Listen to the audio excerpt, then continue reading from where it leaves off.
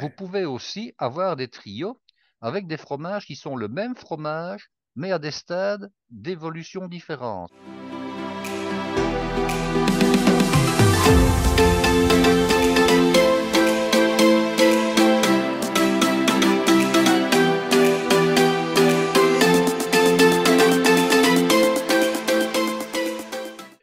Chers amis, bonsoir, bonjour, bienvenue. Comme ça, je dis bienvenue, ça simplifie beaucoup les choses. Alors donc, je précise pour une fois qu'aujourd'hui, nous sommes le jeudi 1er décembre 2022. Voilà, pour que vous vous situiez un petit peu lorsque vous écoutez les épisodes, c'est à 2 ou 3 semaines d'écart. Bonsoir Guy. Bonsoir Claude. Alors, ce soir, Guy, tu nous parles des trios de fromage. Et oui, Pourquoi? c'est une très très longue explication. Pourquoi? Pourquoi? Ben c'est ça l'objet de la petite causerie de ce soir. Pourquoi? Voilà. Alors, nous avions parlé des fromages la dernière fois et Oui, nous avions parlé des familles de fromages. Hein, on a fait deux plusieurs épisodes. épisodes, bien sûr. Oui, Oui. oui. Alors, il y a toujours un peu la frustration. Quand on a un plateau de fromage à organiser, généralement, surtout si on reçoit du monde, qu'est-ce qu'on se dit? Ben, on va en prendre suffisamment. Hein. Bon, et généralement, quand on en prend suffisamment, on en prend trop parce qu'on ne veut pas en manquer. Hein. C'est comme ça qu'on Oui, reçoit les oui, gens. oui, On les oui. reçoit avec une certaine opulence. Et puis, on doit tenir compte des avis de tout le monde. Bon, ah, attention, il y a ma reine, elle n'aime pas les fromages de chèvre, mais un tel, il n'aime pas les fromages bleus, tel autre n'aime pas les fromages qui sentent trop, tel autre n'apprécie que ceci ou que cela. Tel autre vient de telle région, et je vais prendre le cas de la France, évidemment, qui est une grande région, un grand pays fromager. Hein, on va lui faire honneur en mettant des fromages de Normandie s'il vient de Normandie, ou des fromages de Loire s'il vient de la Loire, et ainsi de suite. Et finalement, on se retrouve avec des plateaux de fromage où on met 12, 13, 14, parfois 15 variétés de fromage qu'on achète en quantité, et puis le lendemain, quand tout le monde est reparti, on a un carnage. Alors, on a un carnage parce que j'ai vécu ça, bien entendu, professionnellement. Il n'y a rien de plus désagréable quand on a un buffet, et surtout les buffets de type Noël, Nouvel An, mais on fait moins de buffets à Noël, on en fait davantage au Nouvel An. Oui, S'il n'y a pas un préposé qui est capable de couper, de servir le fromage, si vous oui, laissez les invités se servir eux-mêmes, vous avez un véritable carnage. oui, D'abord, ils vont couper des quantités phénoménales, ils oui, vont couper en dépit du bon sens et des règles minimales de découpe des fromages, parce que vous le savez, Claude, chaque fromage a sa découpe, hein, oui, qui tient au fait de devoir donner à chacun la même quantité de cœur de fromage et d'extérieur de fromage. Par exemple, il ne faut pas que quelqu'un ne prenne que du cœur et laisse les croûtes à tout le monde, à tous les bien, autres. Hein. On va bien prendre cet sûr, exemple-là. bien Ça, c'est sûr. le plus classique. Et alors, les gens ne sachant pas couper, alors bien souvent, ils ont une assiette qu'ils tiennent dans une main, et puis alors, avec la main droite, donc ils tiennent l'assiette à la main gauche très souvent, avec la main droite, on utilise le couteau qui est sur le plateau. On utilise évidemment le même couteau pour tous les fromages, comme Oui, ça, on alors, passe les alors bouts de l'un ça, à ça me l'autre. Hein. fout hors de Ça, moi. ah, mais moi aussi. Hein. Surtout que chaque fromage a normalement son couteau. Enfin, quand on dit Eh son bien, couteau, oui, il y a, disons, des familles de couteaux par famille de fromages en fonction de leur texture. oui, Voilà. oui, Mais indépendamment de ça, même des fromages qui ont la même texture. On va prendre le cas d'un brie, on va prendre le cas d'un maroilles, hein, ou d'un époisse, pour aller encore plus loin dans les goûts. Si vous coupez un fromage qui est relativement peu puissant, on va dire un brie, un camembert, avec le couteau qui déborde des poisses, alors que vous n'avez pas du tout envie de manger de ce oui, fromage-là, oui, ben oui, vous êtes servi, vous en avez sur votre part. oui, Ben oui, voilà, donc il y a ça. Donc, il y a déjà d'une part le fait de l'acheter. Le fromage est un produit qui devient cher et qui est cher. qui est très cher. Donc, acheter des variétés différentes et en quantité, ça revient cher. Hmm. Vous avez le gaspillage. Et puis, les gens qui se servent quelquefois, et je l'ai déjà vu des dizaines de fois, ils se servent quelquefois très, très copieusement en fromage, en laissent parfois jusqu'à la moitié sur leur assiette et ne les mangent plus parce tout d'un coup, ils sentent qu'ils sont calés, ils n'ont pas envie d'être malades et ils Oui, veulent se oui, réserver une place pour le dessert. oui. Donc, c'est toujours une catastrophe. Alors, il y a la frustration de dire, si je ne sers qu'un seul fromage, on va dire que je suis pingre. Si par contre, j'en prévois en quantité au plateau, on ne dira pas que je suis pingre, mais je me fais rouler parce que je vais avoir des restes et je vais devoir manger du fromage pendant 8 jours, hein, qui devient au fil des jours de moins en moins bon, évidemment, parce qu'il aura été à l'air, etc. Moi, Alors, ça je ne vous me gêne propose aujourd'hui pas, une hein. solution. Non, ça ne gêne pas, mais tout le monde, d'abord, n'aime pas forcément manger du fromage tout le temps. Et Oui, surtout, quand il s'agit de restes, on aime bien manger du fromage à une condition, c'est qu'il soit, disons, dans de bonnes conditions gastronomiques pour être dégusté. oui, S'il a oui. été pendant 2, 3 heures le premier soir à table ou sur un buffet, que vous l'avez resservi le lendemain, vous le resservez encore le troisième jour, et qu'il est chaque fois comme ça à disposition du crachin de tout le monde, ce n'est pas très Ah ragoûtant oui, finalement non, quand ça, on y c'est pas, pense non, bien, hein. absolument, nous sommes d'accord. Bon, on est d'accord. Donc Alors, finalement, il y a une solution que je vous propose, c'est de faire des trios de fromage, non pas que vous mettez sur un buffet, mais que vous servez sur assiette. Là, vous êtes sûr de n'avoir aucun gaspillage. Pourquoi? Parce que vous réglez, imaginons que vous soyez 8 convives. Vous achetez, je vous donnerai des exemples évidemment, vous achetez un camembert, vous achetez un maroilles et vous achetez un morceau de comté. Imaginons l'équivalent d'à peu près 200 grammes de comté. Au moment où vous réalisez des portions, qu'est-ce que vous faites? Vous découpez chacun de ces fromages en 8 portions et vous mettez une de ces portions sur l'assiette de chaque convive. Donc un camembert divisé en 8, c'est bien. Un morceau de 200 grammes, 200, 250 grammes de comté, si on compte qu'il y a une petite croûte, hein, qu'il va falloir enlever, mais vous faites 8 morceaux réguliers, identiques, chacun la même, il n'y a pas de jaloux.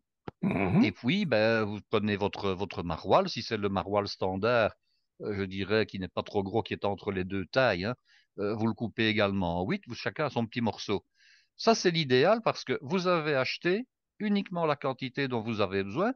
Il n'y a personne qui est frustré parce que quelqu'un a pris un plus gros morceau que l'autre, etc.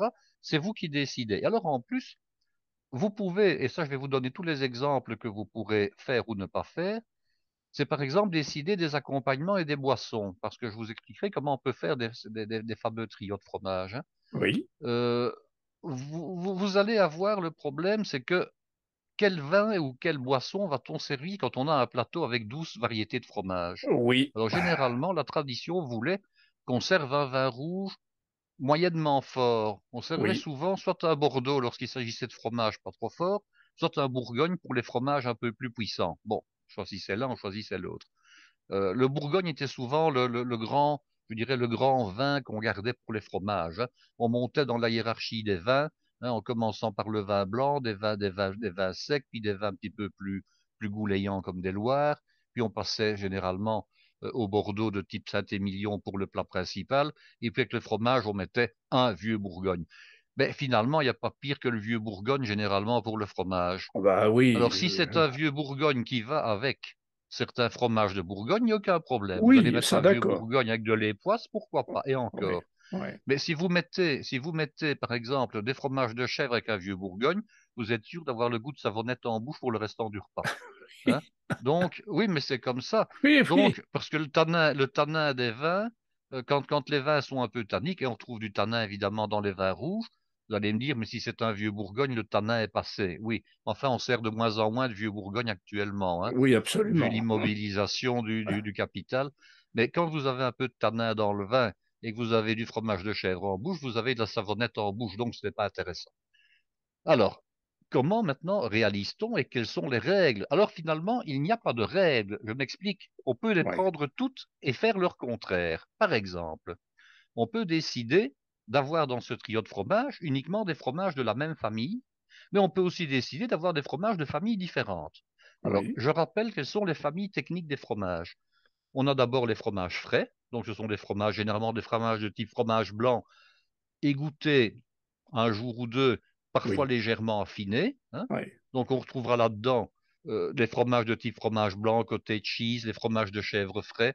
On retrouvera également la feta, hein, ce sont des fromages oui, frais. oui, On peut très bien décider. Alors bon, ça c'est le premier.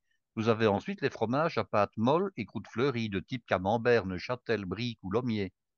Vous avez également les fromages à pâte molle, croûte lavée, le maroilles, les poisses, le langre, le herve.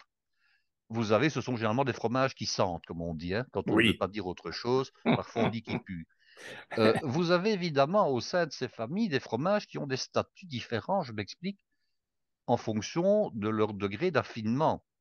Vous pouvez très bien avoir Par exemple, un maroilles qui est jeune, mais un maroilles qui est très vieux, ce ne sera pas la même chose. Ah oui. Ah oui, vous pouvez très bien avoir un brie jeune et un brie qui est très affiné.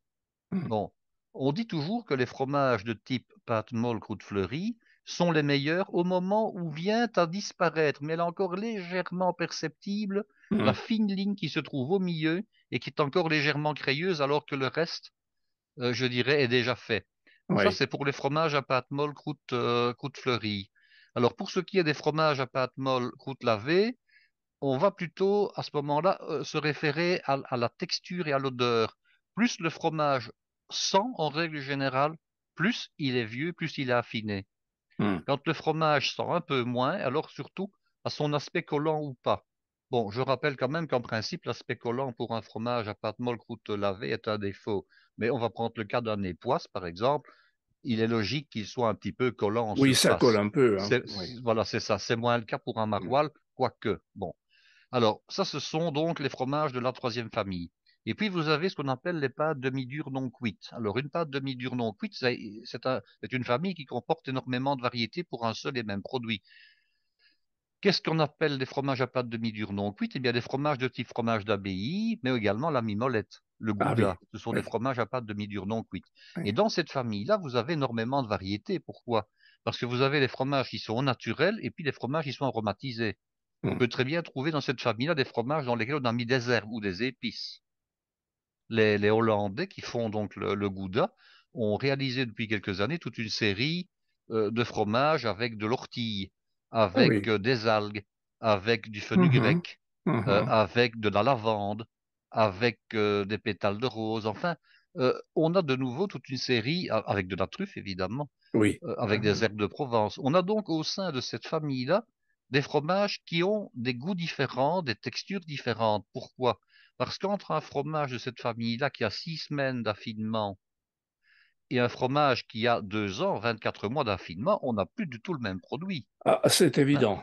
Oui. C'est comme ça. Oui, On a un oui. fromage qui est tendre et qui se coupe au couteau quand il est jeune et qu'il faut attaquer au pic, je Comme le dirais, comme les parmesan. fromages italiens, comme le Voilà. parmesan, Oui. lorsqu'il a 24 mois. La Oui. couleur n'est plus du tout la même. On passe, Oui.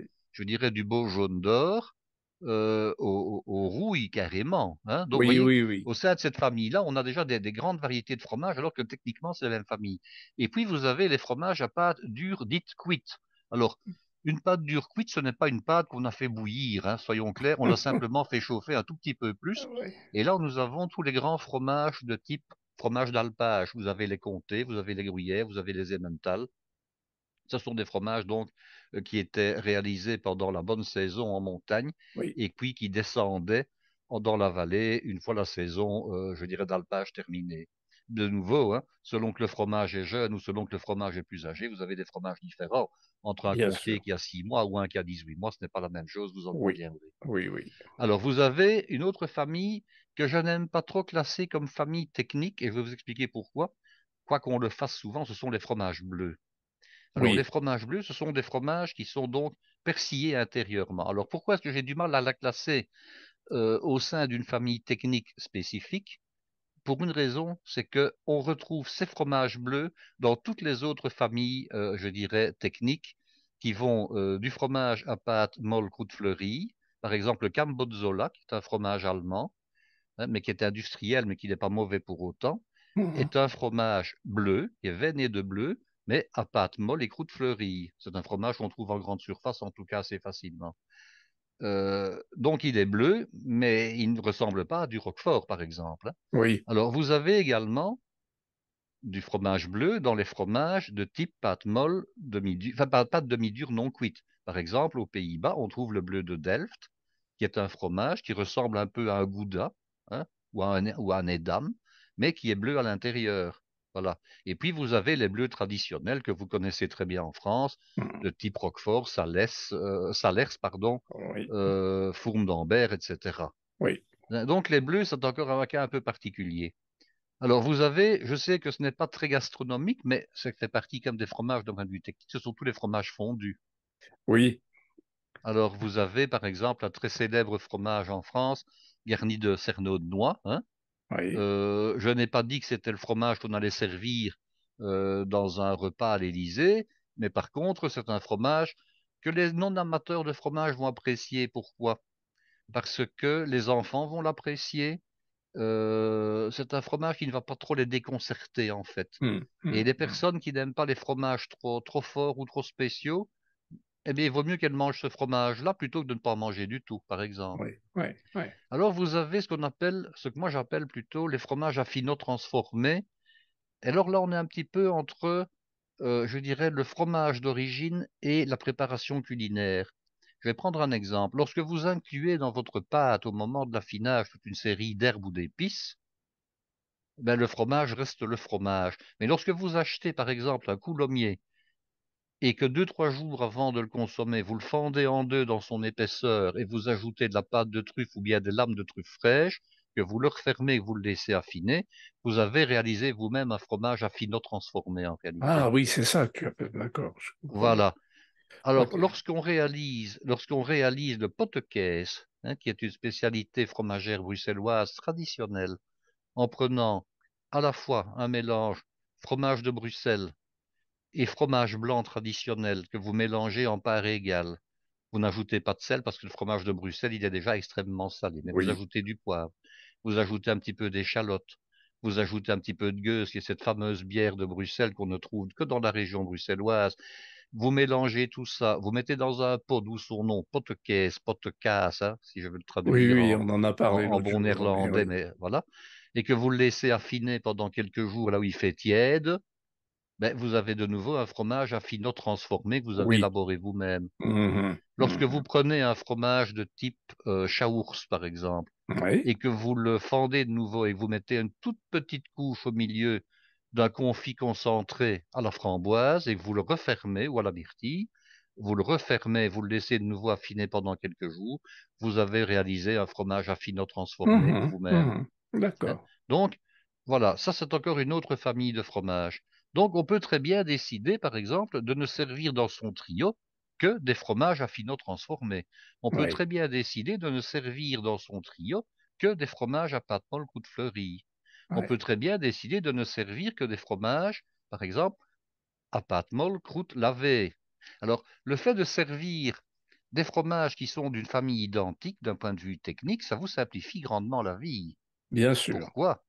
Parce qu'au niveau de la boisson d'accompagnement, vous avez des fromages qui se ressemblent relativement fort. Imaginons, vous décidez par exemple de servir de la bière avec votre plateau de fromage et que vous preniez 3 fromages qui viennent d'une région où on produit de la bière et qui s'accommodent parfaitement d'une bière de type bière trappiste, hein, vous prenez à ce moment-là des fromages de type abbaye. Oui, oui, Et là, vous aurez un mariage parfait. Vous oui, pouvez aussi avoir des trios avec des fromages qui sont le même fromage, mais à des stades d'évolution différentes. Imaginons, vous décidez de prendre du comté et vous mettez 3 morceaux de comté différents. Un oui, comté jeune qui a 6 mois, un oui. comté mi-vieux qui en a 12 et un comté plus âgé qui en a 18. Mhm. Vous avez aussi une très belle assiette qui est un trio de fromage Ça, où vous allez pouvoir comparer. c'est Ah oui, c'est une très bonne idée, ça. Le thème, le thème. Ça le fait- thème, hein. Oui. Donc, vous avez soit le respect des familles, Mhm, vous mettez à ce moment-là uniquement la même famille, soit vous mettez des familles différentes. Donc, mhm. la chose et son contraire peuvent se faire. Vous pouvez également choisir de travailler par région.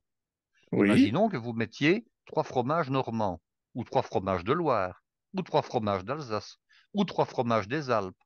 Mhm, Aucun problème. Mais vous pouvez aussi dire, ben non, je vais mettre un normand, je vais mettre un fromage de Loire et je vais mettre un fromage d'Alsace. À ce moment-là, vous mettez par exemple un camembert pour la Normandie, un Münster pour l'Alsace et vous mettez un fromage de chèvre pour la Loire. Vous mhm, voyez, tout, mhm. tout est quasiment possible et son contraire. On peut également Oui, travailler par pays. oui. Ça, c'est un très beau thème Oui, aussi. oui, j'ai fait ça l'autre jour avec des fromages italiens. Voilà.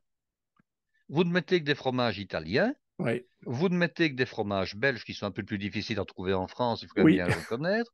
Vous ne oui, mettez que des fromages anglais ou bien vous ne mettez que des fromages espagnols. Ben, évidemment, en France, vous pouvez ne mettre que des fromages français, vous n'aurez pas trop d'embarras de choix. Hein, on est bien d'accord. Mais Ouais. vous pouvez à ce moment-là vous pouvez à ce moment-là jouer un petit peu la carte de l'originalité et dire, je fais pour ma fête de Noël ou de Nouvel An, je fais un menu, par exemple, méditerranéen, et vous travaillez avec des fromages méditerranéens. Vous mettez un fromage Mhm. grec, un fromage italien et un fromage espagnol, par exemple, Ouais, ouais. ou un fromage du sud de la France. Vous Mhm. pouvez également travailler avec les formes. Ah oui, Et ça, les formes, c'est original parce que en vous avez quand effet. même toute une série de fromages qui ont des formes différentes. Je vais prendre un exemple, les pyramides Oui. ou les cloches. Bon, Mhm. vous avez un fromage en forme de cloche qui est un fromage de chèvre en France. Hein. Oui, Vous avez également tous les fromages de chèvre de type Valençay ou oui, Pouligny-Saint-Pierre, hein, oui, qui ont une forme de pyramide. Et oui, vous avez également dans le nord de la France la fameuse boulette d'Avenne qui est en forme de poire et de pyramide également. oui. Oui, oui, oui. Alors la boulette d'Avenne, évidemment, elle est un peu plus difficile à trouver parce qu'en Ouais. fait, beaucoup de fromages sont réalisés et vendus localement. Et il Mhm. faut aller chez un très très grand fromager, hein, qui a Mhm. vraiment pignon sur rue dans une ville importante pour dire, tiens, est-ce qu'à telle date, vous pouvez m'obtenir une boulette d'Avenne, pour prendre Mhm. cet exemple-là. Ouais, Est-ce que ouais. vous savez ce qu'est la boulette d'Avenne? Oui, je n'en ai jamais goûté, j'en ai vu en photo. Alors, c'est assez Oui. spécial, c'est assez spécial. En fait, c'est un fromage qui est réalisé avec des brisures d'autres fromages. Ah, En fait, c'est un fromage qui est réalisé avec des maroilles qui ont été abîmées. ah, Hein. Donc, ce sont des maroilles frais qui ont, par exemple, été déformés, hein, au moment de du démoulage. Hein. oui. Donc, on va récupérer les maroilles, on va les concasser, on va ajouter de nouveau du sel, du poivre et de l'estragon. C'est assez spécial. Ah On va oui. reformer une boulette en forme de cône, en forme de poire, avec cette mixture. Et ensuite, on va l'enrober dans deux épices possibles, soit du roucou, soit du paprika. Mhm. C'est ce qui lui donne la couleur. Et puis, on va le laisser de nouveau affiner. C'est un fromage qui est très, très, très particulier de goût et qu'on peut également mettre dans la famille des fromages à finot transformés, finalement, Oui, parce que oui. il est quand même fameusement manipulé. Il Il est sort beaucoup pas du dans pied ça. de la vache tel quel, hein. Bon, il est Oui, oui. vraiment très manipulé. Hein. Donc, c'est un fromage qui demande, euh, je dirais, un accompagnement particulier. Et alors, il n'y a que Je du vous en parlerai maroilles éventuellement après.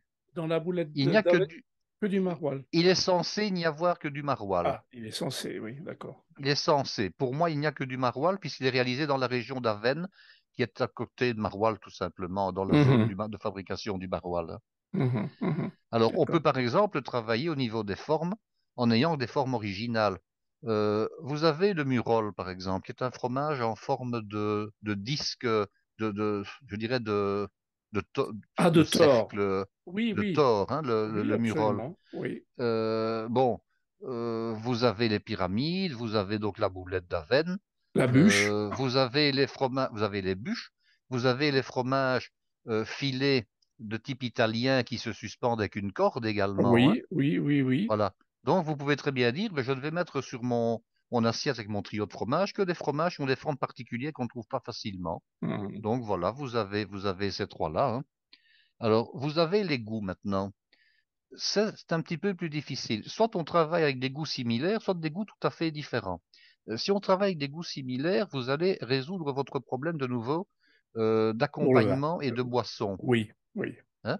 Si vous Mhm. avez des fromages, par exemple, qui soient doux, uniquement des fromages doux, vous n'aurez pas de problème d'avoir des goûts dissonants pour lesquels il faudrait normalement des boissons différentes. Oui. Imaginons, vous n'allez prendre que des chèvres. Ben, le Mhm. problème est résolu si vous mettez du vin blanc. C'est facile. Euh, si vous prenez des chèvres, par exemple, qui ont des stades de maturité différents, vous pouvez prendre des chèvres de régions différentes, il n'y a pas de problème. Oui, Hein. aussi, Mais vous oui. prenez un fromage frais de type Chavroux, vous prenez Mhm. un fromage mi-dur de type crottin de Chavignol mi-affiné, et puis vous prenez un camembert de chèvre ou un gouda de chèvre.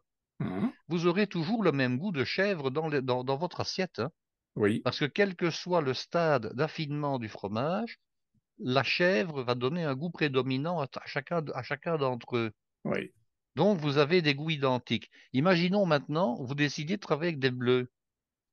On est Mhm. bien d'accord que vous avez le Roquefort qui est un lait de brebis, vous avez éventuellement le Salers qui est un lait de vache, et puis Oui. vous prenez un autre bleu qui est un bleu, par exemple, un bleu anglais que j'apprécie beaucoup, c'est le Shropshire, qui est Oui, un bleu très doux, qui est de oui. couleurs différentes, qui est toujours un lait de vache, qui est industriel généralement, ou je Mhm, dirais grosse ferme, hein.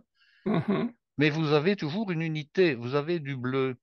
Et là, vous allez résoudre votre problème, c'est d'accompagnement sur l'assiette. Pourquoi? Parce que qu'est-ce qui va très très bien avec les bleus?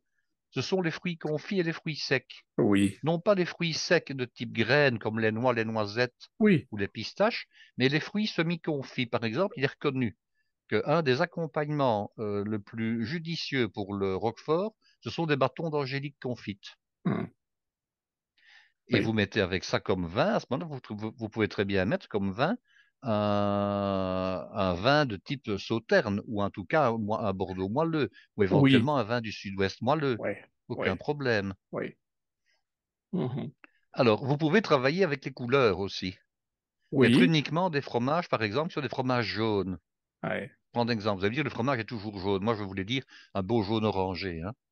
Vous oui. mettez le Shropshire qui est à la fois orangé et bleu. Vous mettez par exemple la mimolette mi-vieille qui est bien orangée. Et vous mettez par exemple la boulette d'Avenne qui est orangée à l'extérieur.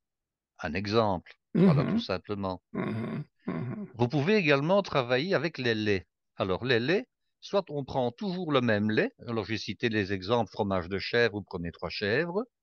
Vous pouvez prendre des laits différents. Alors là, vous avez chez nous en Europe occidentale quatre grands laits qui sont, je dirais, courants, hein. Vous avez évidemment la vache qui est le lait le plus utilisé. Vous avez la brebis, vous avez la chèvre, et puis vous avez la bufflonne. Ah oui, oui. Alors la bufflonne, on l'oublie quelque peu, mais pourtant, il y a là-dedans mon trio préféré. Je vous dirai après quel est mon trio préféré, évidemment, ce que je Un. prendrai, hein. Ah oui, Oui. oui, oui, oui, oui. Alors c'est Donc la bien. bufflonne, Oui, oui. c'est bien que tu parles de la bufflone parce que dans mes fromages italiens l'autre jour, j'ai acheté un camembert de bufflone. Ah, c'est génial, hein. Et je pense que j'aurais dû attendre une semaine ou deux avant de le manger parce que j'ai trouvé que Ah bon. ça n'avait pas énormément de goût. Moi, ici, j'achète du camembert de bufflonne très, très régulièrement. Oui. Parce que je le trouve extraordinaire. C'est mon fromage à pâte molle croûte fleurie préféré, c'est celui-là. Ah, ah, bon. Ah Alors, oui, ça c'est vrai que si on veut me faire plaisir, un camembert de bufflone, et je le trouve assez facilement. Avant, on le trouvait à la pièce. Enfin, il est toujours vendu à la pièce, mais on le trouvait pris à la pièce. Maintenant, c'est pris au kilo. Le ah, dernier que j'ai acheté, c'est quand même 27 euros le kilo, hein. en effet, en effet. Ah oui, en Mais, effet, c'est pas donné, mais alors, mais il est génial. tu le dégustes au bout de combien de temps après l'avoir acheté? Le jour même. Ah bon, bon, ah non. Alors, le camembert que j'ai acheté de Bufflon, il était très blanc et Oui, mais c'est normal ça qu'il soit très blanc. ça c'est normal, Alors, il est mais toujours. c'était un Oui, peu. parce que le lait de bufflone contient moins de caroténoïdes que le lait de vache, donc il Ah est oui, toujours très d'accord. blanc. Et c'était un peu comme le caprice des dieux, quoi, tu vois. Il n'avait pas beaucoup de personnalité, celui que j'ai acheté. C'est-à-dire que c'est un fromage qui est très doux, par nature, hein. Oui, C'est un fromage qui a nettement moins de goût fort que, par exemple, un camembert qu'on laisse affiner, tout oui. simplement. Parce que le lait de bufflone, dans ce cas-là, il est, il est tellement doux naturellement que c'est ça qui plaît. C'est son côté doux qui va plaire aux personnes qui ont un petit peu de réticence par rapport au fromage. Ah oui, je comprends. Donc, oui, Et tu alors, n'auras jamais avec si tu laisses, parce que j'ai déjà fait l'expérience, tu vas laisser vieillir un camembert au lait de bufflone un peu plus que ce qu'il ne faut, ouais. et là, il devient mauvais. Il perd Ah, ses qualités, et le laisser vieillir ne lui apporte absolument rien. Ce bon. qu'il faut faire, c'est le consommer à partir du moment où l'intérieur est bien sûr mou, il ne doit pas être crayeux, mais Hum, dès ce moment-là, il est à consommer. Le laisser vieillir va lui donner un côté piquant, un côté ammoniaqué, un côté extrêmement désagréable et il ne sera plus bon qu'à jeter. d'accord. Donc il ne faut pas s'attendre avec le camembert au lait de bufflone à avoir un fromage qui va acquérir énormément de goût. Bon, non, mais Il est naturellement très doux et il n'a d'accord. pas de goût exacerbé. Ça, il faut le savoir. D'accord. Bon, ben, on fait bien d'en parler parce que Oui. j'étais un petit peu déçu, mais après ce que tu viens de me dire, je vais recommencer l'expérience. D'accord. Ce qu'il faut surtout quand on achète ce fromage-là, c'est mettre un accompagnement qui lui donne du goût et qui lui donne du peps. Oui, Et oui, ça, on peut et en rediscuter après. bon, d'accord. OK. Alors, on peut travailler au niveau des accompagnements à avoir soit des accompagnements similaires, soit des accompagnements identiques. Normalement, quand on fait un trio de fromage, on met les trois fromages sur une assiette, on prend une grande assiette, on dispose les trois morceaux dans un ordre bien précis, qui est leur ordre conseillé de dégustation. Mhm. Alors, comment va-t-on les positionner?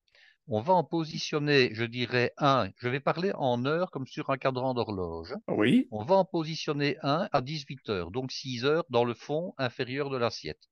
On oui, va positionner les deux autres latéralement, un aux environs de 16 heures et un autre aux environs de 20 heures. d'accord, Voilà.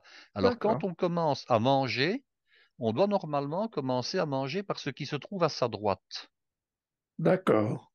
hein, Ah à oui, main oui, droite. Donc, d'accord, le plus doux des trois fromages du trio va se trouver à cet endroit-là.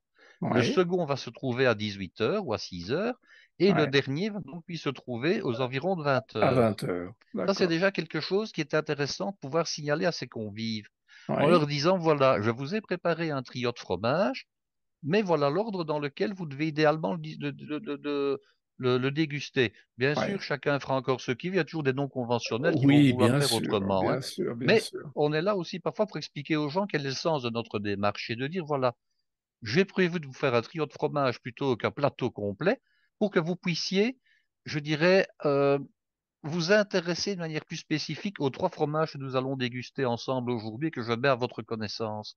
Ouais. Donc, il est parfois utile de préciser et puis un petit peu d'éduquer les gens. Tout le monde n'est pas toujours féru de gastronomie, mais Oui, par contre, apprendre qu'il y a un sens de la dégustation. Pourquoi? Parce que si vous commencez par le fromage le plus doux, vous pouvez laisser à ce moment-là votre bouche avoir la capacité de prendre un fromage un petit peu plus puissant après. Mais si vous bien commencez sûr. par un fromage trop puissant au départ, imaginons, vous allez commencer par un maroilles ou un époisse, et puis vous terminez par le fameux camembert de Bouffala, ben vous ne saurez pas goûter votre camembert de Bouffala par la Oui, suite, hein.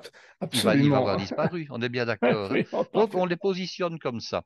Et Ouais, puis ensuite, on peut mettre une petite salade. Alors la petite salade, pourquoi est-ce que je conseille une salade? Parce qu'elle permet soit de rincer sa bouche après l'avoir mangé les trois fromages, soit elle permet de rincer sa bouche entre les trois fromages. Ça, c'est aussi une possibilité. oui, oui. Alors, Je, oui, oui, ça me comment gêne. fait-on maintenant? Oui, vas-y. Voilà, comment fait-on? Ce n'est pas une obligation parce qu'on peut mettre autre chose que de la salade, hein, on est Oui, d'accord. oui, oui, oui. Mais comment fait-on? On peut assaisonner sa salade en fonction des fromages qu'on a mis. Et on peut régler l'assaisonnement en fonction de, soit qu'on Oui, va mettre une huile très neutre, imaginons, vous avez des fromages qui n'ont pas un goût trop puissant. Vous n'allez pas aller mettre une huile de noix ou une huile de noisette qui va vous écraser le tout, et encore moins une huile de sésame. Vous mettez une huile neutre de type huile de pépin de raisin. Imaginons maintenant que vous mettiez des fromages de type méditerranéen, des fromages du midi de la France, hein, euh, Provence-Côte d'Azur, fromage espagnol, fromage italien. Là, vous pouvez très bien mettre, par exemple, une huile de type huile d'olive. oui, Vous pouvez également mettre à ce moment-là des herbes de type herbe de Provence, de l'origan frais. oui, Vous pouvez mettre éventuellement une pointe d'ail, pourquoi pas. Vous pouvez mettre à ce moment-là un vinaigre qui est très goûteux, comme un vinaigre de Xérès, ou un vieux vinaigre de vin vieux, ou un vinaigre de Banyuls, ou un mm, vinaigre plus doux, comme les vinaigres italiens, qu'ils soient blancs ou qu'ils soient bruns, ou qu'il soit aromatisé ou qu'il ne le soit pas. Donc tout ça se règle en fonction du type de fromage que vous voulez. Attention, la salade ne doit pas masquer le goût du fromage et elle ne doit pas interférer dans le sens, elle ne doit pas lui nuire. Elle oui, doit être complémentaire. absolument. Vous pouvez, si vous ne souhaitez pas mettre de salade, pardon, mettre des fruits. Alors les fruits, vous avez vraiment toute la gamme des fruits frais aux fruits secs et aux fruits semi-confits. Je viens de parler des fromages bleus. Vous pouvez très bien mettre avec les fromages bleus de l'abricot moelleux, Mhm, du pruneau moelleux, de mhm. l'angélique, de la poire confite, de la poire séchée. Alors, quand on dit de la poire séchée, ce n'est pas de la poire qui est sèche et qui est dure, c'est de la poire Ah qui reste oui, moelleuse. oui, Hein, oui, on trouve ça en demi-poire, oui, comme on trouve les abricots séchés. Vous avez des fromages qui s'accommodent particulièrement bien de confit et de confiture. Vous avez le grand cas qui est l'osso irati, qui est un fromage des ah oui, Pyrénées, oui, qui s'accompagne d'une confiture de cerise noire. absolument. À défaut de confiture de cerise noire, une confiture de cerise rouge va très bien fonctionner. Oui. Vous avez les goudas qui marchent très très bien avec la confiture de cerise également. Mais vous Mhm. pouvez également faire des confitures avec de la figue, avec Oui. des figues fraîches et des figues séchées. Ouais. Ça marchera très très bien avec les fromages. Une Mhm. confiture de framboise peut marcher avec les fromages frais, les fromages de type chèvre. Mhm. Voire même, moi je trouve qu'une confiture de framboise, par exemple avec le camembert au lait de bufflotte, je trouve ça génial. Oui. Vous D'accord. pouvez Oui, oui. également mettre des confitures de fruits des bois, de type Oui. mûr, de type Ah myrtille, oui. Ah oui. Ah oui. Ah oui. aucun problème. Oui. Mhm. Un fromage qui va très très bien avec le sirop de Liège, c'est le fromage de Herve, hein. Ça, c'est le grand Ah accord, hein. oui. Ils sont vraiment faits l'un à côté. Je ne sais pas si vous connaissez le sirop de Liège. Pas du tout.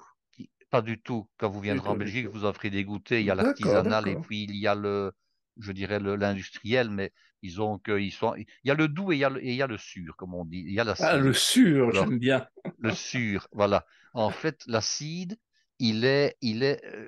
normalement, tous les sirops de liège sont réalisés sans sucre ajouté, hein, et uniquement à base de pommes et de poires, ou Ah de oui. l'un ou de l'autre, ou de l'un et de l'autre. D'accord. Alors, dans les variétés industrielles, on ajoute éventuellement de la date ou de la figue, mais Ah. c'est un sirop qui ne présente aucune aspérité. On ne voit ni pépins, ni nuances de différence. Mhm. C'est comme une gelée qui est brune, un peu comme une mélasse épaisse, hein, D'accord. avec un parfum. Alors maintenant, on en réalise également dans lesquels on met de l'abricot, de la framboise, de la prune.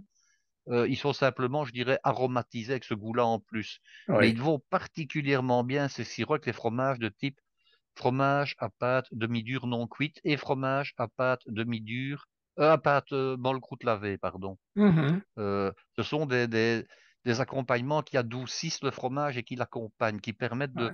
de contrebalancer le côté un peu puissant et un peu piquant du fromage. Mhm. Et c'est génial.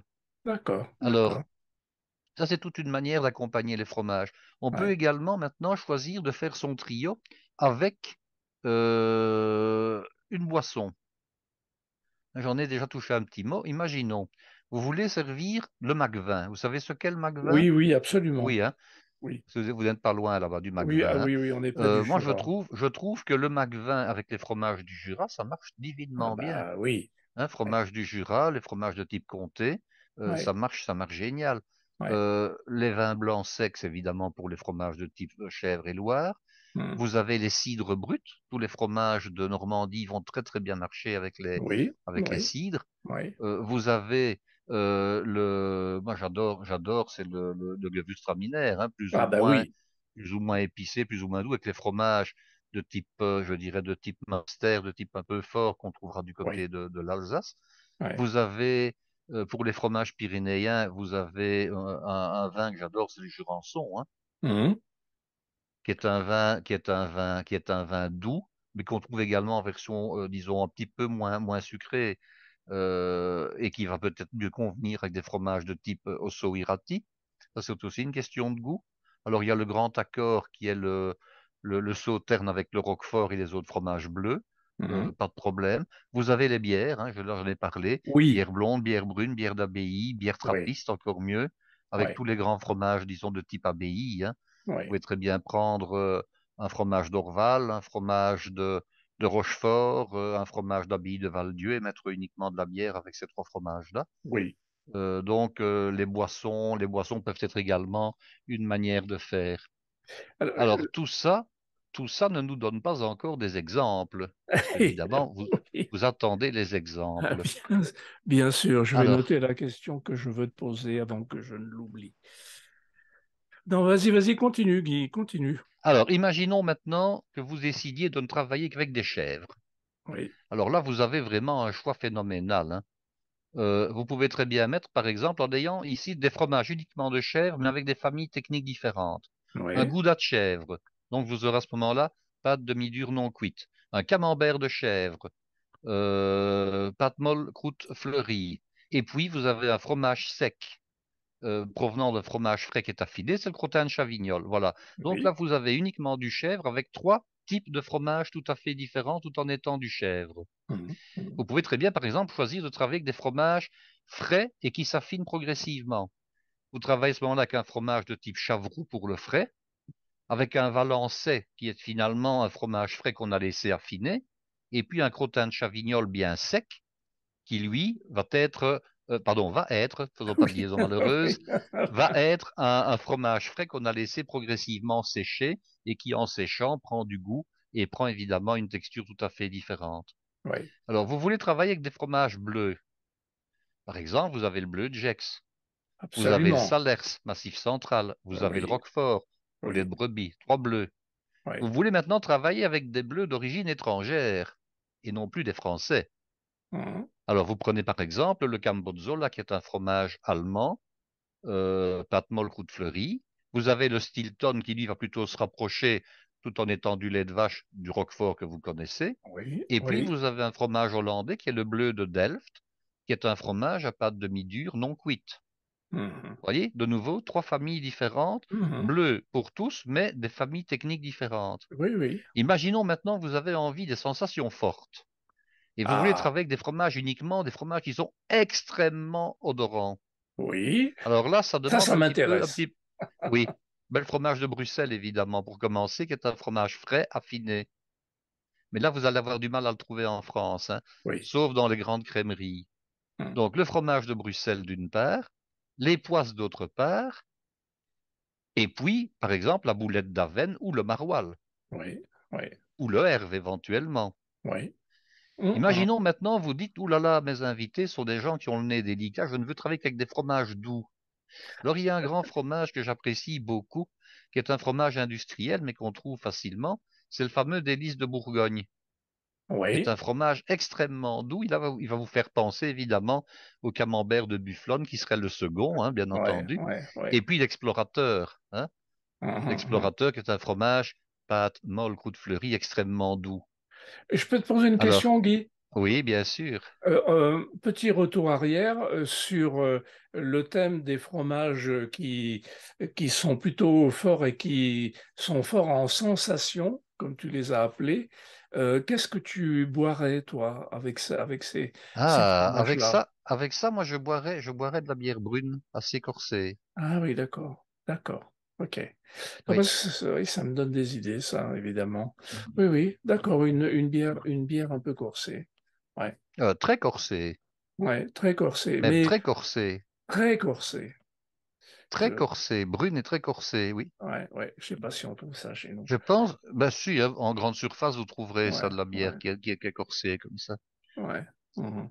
Bon, oui, parce que je me disais, par exemple, tu citais le maroilles, la boulette d'Avenne, avec un Gewürzt aussi, non? Moi, je ne boirais pas ça qu'un Gewürz parce que le Gewürz, enfin, pourquoi pas, hein, tout est possible. À la limite, le maroilles, pourquoi pas. La boulette d'Avenne, certainement pas. Parce D'accord. que la boulette d'Avenne a un goût tellement particulier avec l'estragon qui vient jouer là-dedans. Ah oui, oui, oui. L'estragon et le paprika en plus que ça conviendra mieux à une bière qu'à un vin. D'accord, d'accord. Ok, ok. Par contre, le Gewürztraminer conviendra très bien avec le Münster, avec le Maroilles, Ouais, même avec le Langres, par exemple, sans aucun problème pour moi. Mais d'accord, par contre, la d'accord. boulette d'Avenne ne va pas passer, elle. Oui, oui, d'accord. Ok, Elle est trop différente. ok. Par contre, la bière va passer parce que c'est une région brassicole et souvent, on remarque que quand le produit qui se mange vient d'une région où il y a un produit qui se boit, les deux s'accommodent généralement très bien. Oui, oui, ça marche bien. Ouais, d'accord, ok. Je Alors, te... nous étions dans les fromages de type fromage doux. Oui.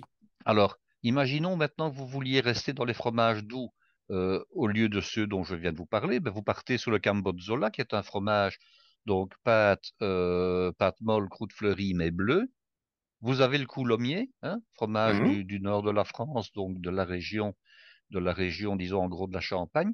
Et puis vous avez l'explorateur, qui est un fromage industriel, mais qui est très très doux, très crémeux, parce qu'il contient énormément de matière grasse en réalité, hein. Il Ah, contient je connais pas ça, 70% de hein. matière grasse. L'explorateur est un fromage industriel sur lequel on trouve une étiquette dorée avec une fusée qui va dans l'espace là.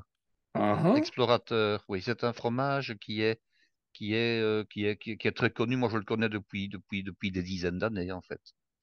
Je vais regarder, je connais pas du tout ce... Bon, j'ai jamais vu ça. Je vais C'est un regarder. fromage industriel, hein. Il faut savoir que Ouais, ce n'est oui, pas un oui. fromage fermier, hein. Ouais, d'accord. Ok. Mhm. Alors, vous allez me dire, mais quel serait à moi mon choix? Qu'est-ce que je prendrais comme Oui, trio idéal pour moi? Eh alors je bien, vais. je prendrais le camembert au lait de bufflone, ça c'est clair. Bon, d'accord. Oui, ça c'est clair. Et Ouais. alors, j'aime beaucoup un fromage anglais qui est le Shropshire. Alors, le Oui, Shropshire, c'est un fromage relativement récent, puisqu'il date des années 70, qu'on appelait à l'origine le bleu d'Inverness. Hein, le Inverness, c'est une localité qui se trouve dans le fossé calédonien, c'est-à-dire en fait au nord-est de l'Écosse, à la sortie, à l'émission du fameux Loch Ness. Hein. Donc les eaux du mhm, Loch Ness mhm. passent par le canal calédonien et puis se jettent dans la mer du Nord du côté d'Inverness. Alors on l'appelait le bleu d'Inverness, mais maintenant il est réalisé donc dans la région qui lui donne son nom, donc dans la région du Shropshire. Il y a quelques laiteries qui sont en fait de grosses fermes laitières qui le réalisent. Et c'est un fromage que j'aime bien par rapport au Stilton. Pourquoi? Parce qu'il est moins crayeux. Alors, il est de couleur Ah orangée, oui. il est coloré avec du roucou, tout en étant un fromage veiné de bleu, mais il se mange, je dirais, sans se casser en petits morceaux comme le Stilton peut le faire. Et Oui, c'est pour ça que je l'aime bien. Et alors, il est relativement doux. Et d'accord. alors, j'adore la mimolette. Alors, vous allez me dire, là, le problème, c'est qu'on a la même couleur, hein, orangée, comme ça. Oui, La mimolette, c'est les dames français du nord de la oui. France, Ouais, qui est ouais. coloré volontairement avec un peu de roucou pour le distinguer justement de la mimolette, pour ne pas qu'on prenne une contrefaçon. Hein. Donc, à l'époque de Louis XIV, quand il y a eu le colbertisme, on a trouvé la parade pour éviter d'acheter des fromages hollandais, hein, en le réalisant en France et en le colorant volontairement de manière à ne pas le confondre. Alors j'aime bien la mimolette mi-vieille. Non pas que la mimolette jeune me dérange, mais j'aime bien quand elle prend un petit peu de caractère. Par contre, quand elle en prend un peu trop, j'aime moins parce que le nouveau, le fromage devient sec, devient cassant, il devient un peu piquant. Tandis que quand elle a, je dirais, entre 6 mois et 1 an, je la trouve idéale. Hein, Mhm, à peu près mhm, 8 mois, c'est vraiment le moment où j'apprécie le mieux ce fromage-là. Et ce sont les trois fromages de mon trio personnel. Ça, ce sont ces trois-là. mhm. C'est ceux que moi, je ferais pour moi si je devais le faire. Bonbon. Alors, imaginons maintenant, vous désirez goûter, donc je dirais, trois fromages à trois stades d'évolution différents. C'est quelque chose que vous pouvez faire avec le gouda. Alors, le gouda hollandais, vous pouvez le trouver très jeune à 6 semaines. Vous pouvez le trouver mi-vieux aux environs de 6 mois, 8 mois, 1 an. Et puis, vous pouvez très bien le choisir beaucoup plus vieux aux environs de 18 mois. Et là, vous allez avoir le même fromage à des stades d'évolution différents qui va vous Intéressant. donner en fait trois fromages différents. Oui, Et vous oui, pouvez jouer ce jeu-là avec le comté également. On en avait déjà oui, touché un petit oui, mot. oui, Hein, absolument. vous demandez à votre fromager trois comtés éventuellement d'alpages différents ou de fruitières différentes, mais à des âges différents, hein. Un 6 mois, un 12 mois, un 18 mois, vous aurez de nouveau des résultats tout à fait différents. En fait, le même fromage va en donner trois différents. Oui, Et oui, puis, vous pouvez jouer à ça avec la mimolette dont je viens de parler, qui est donc un mhm, fromage pâte demi-dure non cuite, hein, avec donc ces trois âges différents. Vous oui, pouvez aussi, par exemple, choisir de jouer avec des fromages de type italien ou italien carrément. oui, Hein. oui. Alors, il y a un fromage que j'aime beaucoup. Donc, je ne parle plus du camembert au lait de bufflone, vous avez compris ce que je voulais en dire. Vous avez le Cader. Alors, le Cader est un fromage, ça s'écrit Kader. C'est un fromage qui existe sous deux formes. Il existe en version truffée et en version non truffée. C'est un fromage à base de lait de chèvre qui est pour moi un fromage à pâte, comment dirais-je, à pâte molle, croûte lavée. Mais j'hésite parce que le nom de famille n'est pas indiqué dessus. Je dirais que si on le laisse un petit peu affiner, il pourrait devenir un tout petit peu plus dur, mais on le mange non affiné, enfin du moins non vieilli. Alors j'aime beaucoup le Cader aux truffes. Il se présente sous forme d'un grand pavé rectangulaire d'à peu près 20 centimètres de côté. Évidemment, on vous le sert à la découpe, vous ne devez pas l'acheter entièrement. Et le fameux Cader aux truffes, il présente un peu comme le morbier une ligne centrale noircie Oui. avec de la truffe italienne et c'est très très très bon. Hmm, Alors le fait que ce soit un fromage de chèvre associé à la truffe donne encore un goût supplémentaire. oui, Et alors avec ça, un gorgonzola. Alors le gorgonzola, il existe en plusieurs variétés. Vous oui. avez le gorgonzola qu'on découpe, vous avez le gorgonzola qu'on sert, je dirais, en récipient tellement il est crémeux, hein, tellement Absolument, il est doux. oui, j'en ai Et acheté vous avez depuis. également le gorgonzola à la pistache que j'adore beaucoup. Ah, à la pistache. Ah, Oui, à la pistache, alors ça c'est un gorgonzola, qui est enrobé entièrement de pistaches concassées et ça donne aussi un très bon effet. Donc, vous voyez Ah, qu'avec les fromages italiens, il n'y a pas de problème. On ouais. a aussi le choix d'avoir des choses différentes. Si Mhm. vous aimez maintenant un fromage un tout petit peu plus dur, vous prenez une belle fontina, par exemple, pour faire votre trio, hein. Il n'y a Ouais. pas de souci. Mhm. Vous voulez maintenant donner un petit air méditerranéen à vos fromages et j'en parlais aux fonctions de la garniture que vous allez pouvoir mettre, hein. Mhm. Vous pouvez très bien commencer par la Grèce avec un fromage de type feta, hein, un morceau Oui, de feta. Vous oui. passez par le midi de la France, on trouve toujours, chez nous on n'en trouve plus, mais je pense que chez vous ça doit toujours exister, c'est le fameux banon Ah oui, bien sûr. avec la feuille de châtaignier. Alors le Absolument. banon, il a la particularité, c'est que normalement on peut trouver plusieurs laits dans le banon. Ah. On peut trouver uniquement du lait de vache, mais on peut aussi trouver, d'après ce que j'en ai lu, hein, du lait de chèvre, voire du lait de brebis, et parfois on peut les mélanger. Mhm. Alors le banon, je ne sais pas pour quelle raison, on ne le trouve plus ou très très peu à Mais l'exportation. Je oui, n'en vois oui, plus, alors qu'avant il était relativement courant. il y a très peu de producteurs maintenant. Ben oui, c'est ça. Oui. Et puis, vous pouvez passer à l'Espagne avec un manchego. Alors un manchego, c'est un fromage qui est plutôt de type à pâte dure, hein, qui se reconnaît assez facilement parce qu'il est verni. C'est-à-dire qu'on va le Ah passer oui, dans une cire, souvent une cire noire ou une cire grise ou une cire éventuellement rougeâtre, rougeâtre de type rouille. oui. C'est un fromage qui ressemble par certains côtés à certains fromages italiens également, si ce n'est qu'il est Ouais. espagnol et qu'il vient, je dirais, du centre du pays. On peut également jouer avec les fromages de type fromage d'abbaye. Alors là, bon, Oui, forcément, chez nous, c'est un fromage qu'on rencontre extrêmement couramment oui, vous en avez parce que nous beaucoup, avons oui. énormément de Oui, fromages d'abbaye. oui. Mais en France, vous avez le port salut. Alors Mhm. chez nous, ben, nous avons l'Orval, nous avons le Chimay, nous avons le Rochefort. Aussi bien pour le Rochefort que pour le Chimay, vous avez 5 ou 6 variétés différentes. Si on Ah prend le oui, cas du Rochefort, vous l'avez nature, vous l'avez lavé à la bière, vous l'avez aux orties, vous l'avez aux algues, vous l'avez aux noisettes. Donc, vous voyez, ce sont des fromages différents. Quant au oui, Chimay, ben, de nouveau, hein, plus ou moins affiné, affiné avec l'une ou l'autre bière, lavé à la bière qu'on appelle la bière bleue ou la bière rouge. C'est en fonction de la couleur de la capsule, tout simplement. oui, Donc, vous avez de nouveau des fromages différents. Jouer avec les fromages d'abbaye, pourquoi pas? Ça vous simplifie évidemment la vie au niveau de oui, l'accompagnement boisson, hein. Par exemple, vous oui. choisissez une bière Ah d'abbaye, bah une bière oui, là, trappiste, oui. Oui, et vous êtes dans le bon, évidemment, hein. oui, oui. Donc, voilà un petit peu tout ce que vous pouvez faire avec tous ces fromages et tous ces trios. Donc, vous avez vraiment le choix à une condition, c'est que ce soit un choix réfléchi et un choix assumé. C'est-à-dire qu'il ne Oui, faut pas choisir les fromages en disant je vais dans le rayon et puis je mets ma main au hasard sur l'un puis sur l'autre. Vous oui, devez choisir un thème parce que c'est au travers de ce thème que vous pourrez sensibiliser vos convives à dire voilà, absolument, les 3 fromages que je vous ai choisis, je les ai choisis pour telle raison, en fonction de absolument. tels Mais critères. c'est Et c'est toujours, ça qui va faire que ce sera admissible, en fait. oui, oui, mais c'est ça. Quoi que l'on fasse, on raconte une histoire. Voilà. Hein. Alors, Et on raconte, en fait, les raisons de son choix. absolument. Guy, j'ai une question. Parce que j'ai 9 invités, 9 convives dimanche, et je fais un repas poisson. Oui. Donc, alors je vais présenter ça un peu sous forme d'assiette César. Donc j'aurai de la coquille Saint-Jacques fraîche que j'ai décoquillée aujourd'hui. J'ai du rouget, j'ai du maquereau. Et puis je vais mettre un petit chou de Bruxelles, je vais mettre un petit peu de potiron, je vais mettre une carotte blanche. Tu vois, je vais faire une présentation comme ça sur mon assiette. Juste un petit avis, j'éviterai le chou de Bruxelles, mais voilà, ça c'est. Je éviterai le chou de Bruxelles. Ben, Oui. c'est le moment, c'est l'époque. Oui, je sais. Parce que le chou de Bruxelles, alors, pour éviter le couac, voilà ce que je propose, Oui, c'est de réaliser une écrasée de chou de Bruxelles blanchi. Ça va passer d'accord. beaucoup mieux. Donc, le blanchir une première fois, jeter la première eau, le blanchir une deuxième fois, avec une toute petite pointe de bicarbonate de soude. Ah, alors Ça je va, note ça va, beaucoup, oui. Oui, oui, tout à ça va fait. favoriser d'une part la cuisson et ça va surtout empêcher le fameux goût de relent qu'on a avec le chou.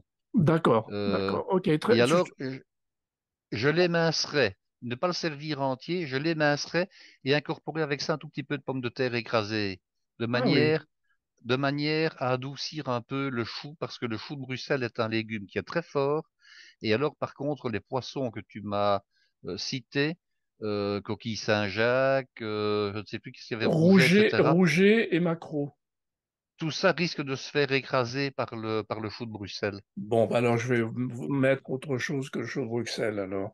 J'ai du potiron, du Ben oui, potiron, tout ça, ça va, du voilà. potiron, du potimarron, Et, de et, la carotte, de la ouais, courgette, tout ça, ça va non, fonctionner, courgette, mais non, mais je non. pensais à du salsifis.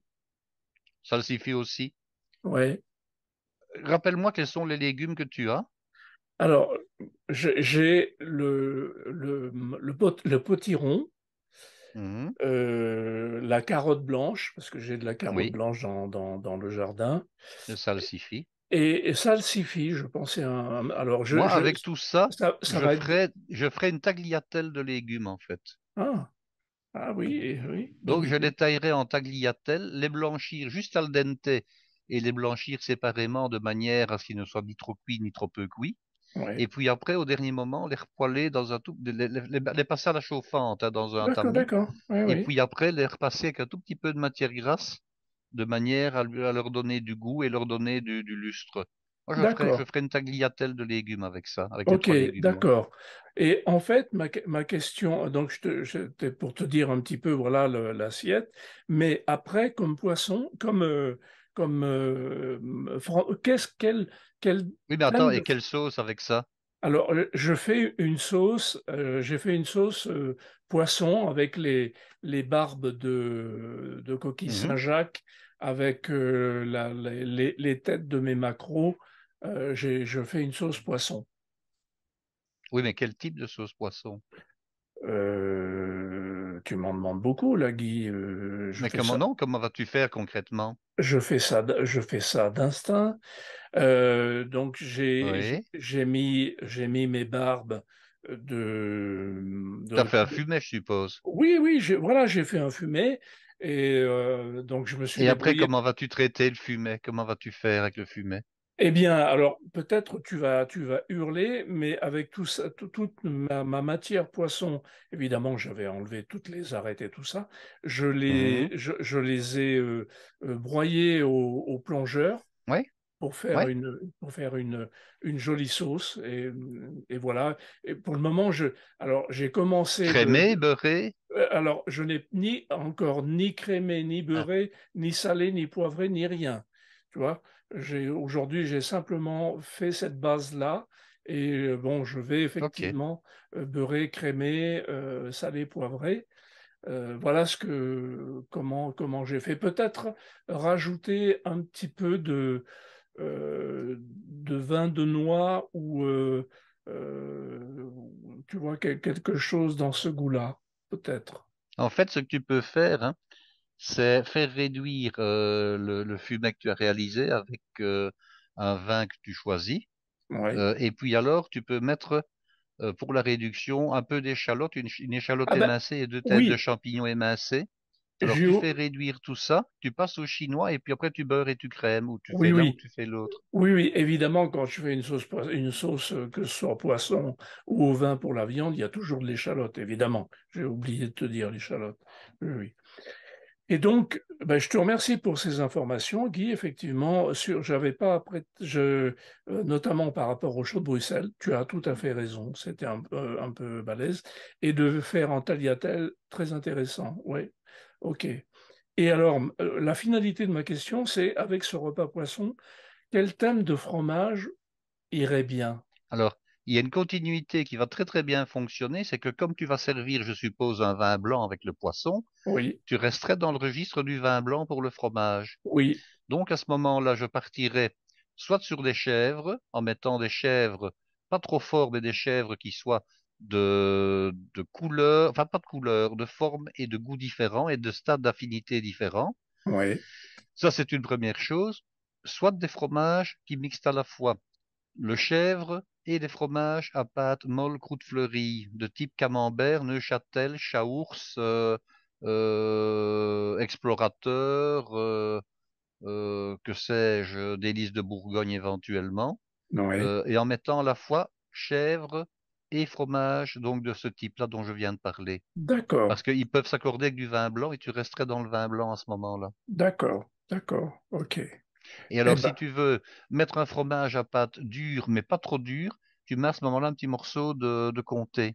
Donc, tu partirais sur un chèvre, un camembert et un petit bout de comté. Et tu resteras oui, sur le vin blanc sans aucun problème. absolument. J'avais envie de compter un peu. Oui, Eh ouais, ben bien, alors c'est bien. c'est Un comté, parfait. mais ne pas prendre un comté vieux, prendre un Non, comté voilà, jeune. plutôt jeune. Donc, voyez, mesdames, messieurs, l'exercice que l'on vient de faire pour ma petite personne avec mes invités, donc j'ai demandé les conseils à Guy, vous pouvez faire de même, vous nous posez des questions, Guy vous répondra grand plaisir par rapport à votre menu, par rapport à votre thème de repas.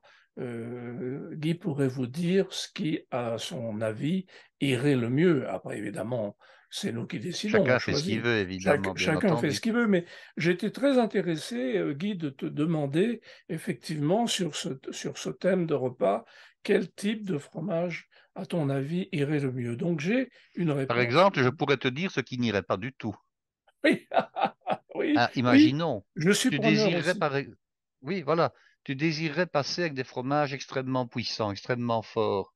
Ça ne Ouais, marchera pas parce que non, tu quittes quelque chose qui est malgré tout avec le poisson. Bon, je n'ai pas dit que le poisson n'ait pas beaucoup de goût, mais mais nous, le poisson par rapport à un gibier est relativement plus neutre, hein. oui, Donc, oui, tu vas passer à ce moment-là. Il faut avoir une continuité dans son menu et non pas avoir oui, des escaliers. C'est ça qui est oui, intéressant. oui, Imaginons maintenant que tu aies eu un gibier à la place du poisson. Je te dirais, pas de problème, on peut corser. Mais oui, si tu as du poisson, il vaut mieux rester dans une progression légèrement montante que dans des marches d'escalier abruptes à monter. Donc, ce oui, qui ne marcherait pas, par exemple, ce sont les fromages de type époisse, maroilles et langres, oui, oui, oui, qui oui, vont suivre un oui, poisson, ça ne marchera pas. oui. Imaginons maintenant que tu décides de mettre des fromages bleus très goûteux, hein, comme du Roquefort, par exemple, hein. Mhm. Ça ne marchera pas non plus extraordinairement bien. Oui, Imaginons maintenant que tu mettes des fromages qui soient trop doux et relativement sucrés, avec lesquels tu mettrais par exemple, des confits, des confitures, des fruits secs. Ça ne oui, marchera pas trop bien non plus, oui, parce que tu vas passer d'un registre relativement salé et sec, qui sont les poissons et les légumes que tu m'as cités, à oui, quelque chose de très doux. Non, ça ne marchera pas. Par contre, oui, si tu veux mettre après le fromage quelque chose de plus doux et de plus sucré, aucun problème. Pourquoi? Parce que tu vas avoir une rupture entre le fromage et le dessert, mais qui ne sera pas une agression. oui, Si tu passes, quand on passe au dessert, par contre, ne prends pas pour le dessert des fromages, des desserts de type chocolat, par exemple. Ça ne oui, marchera pas bien. oui, oui. Il vaut Mhm. mieux rester dans des desserts de type fruitier, plutôt. Oui, oui, oui, oui. D'accord, d'accord. Alors le dessert, c'est pas moi qui gère, c'est une amie qui le fait. Ah, voilà. Je ne sais pas ce qu'elle va me faire. Bon, mais c'est pas grave. Bon, ben, écoute, Guy, je te remercie beaucoup pour ces infos. As-tu des choses à rajouter par rapport à nos trios de fromage, à tes Oh, trios de mais fromage? c'est-à-dire que le choix est vraiment infini, hein. Ah, c'est tout à fait infini. Je pourrais ici parler de plein de possibilités. Par exemple, vous voulez, puisque tu es dans l'histoire du fromage qui peut suivre un vin blanc sec en principe, tu peux très bien rester dans les fromages de type normand, hein, où là Oui, tu as toute une série de fromages. Alors ne parlons pas du Livaro qui est un petit peu trop puissant, mais restons sur le Neuchâtel par exemple, oui, le Camembert et éventuellement un Pont-l'Évêque pas trop puissant. Et là, oui. tu vas avoir trois fromages normands qui vont très très bien marcher avec un vin blanc sec. Si Mhm, maintenant tu veux passer à un cidre sec après le vin blanc sec, il n'y a aucun problème, ça va marcher également. mhm, mhm. Par contre, ce D'accord. qu'il ne faudrait pas, c'est passer à un Bourgogne ou passer Ah oui, ah oui, à un Côte-du-Rhône rouge. Ça ne oui, marchera oui, pas. oui, Mais oui, si oui, tu restes absolument. dans le cidre, voire même, ça pourrait se faire, hein, c'est passer éventuellement à une bière blonde. Pas une bière Oui, brune, mais une bière blonde, ça pourrait se faire également. oui, oui. Alors D'accord. bien que chez nous, on déconseille de boire de la bière après du vin. Bon. Alors il y a un proverbe flamand qui dit ceci. Wijn op bier is plezier, bier op wijn is venijn. Je ne sais pas si je dois traduire. Oui, je crois que j'ai compris. Donc, wijn op bier is plaisir. Donc, du vin sur de la bière est un plaisir. De la bière sur du vin, c'est du venin. Oui, Donc, on veut oui, dire qu'on doit toujours prendre la bière en apéritif et puis de suivre avec du vin, mais jamais faire l'inverse. ouais, ouais.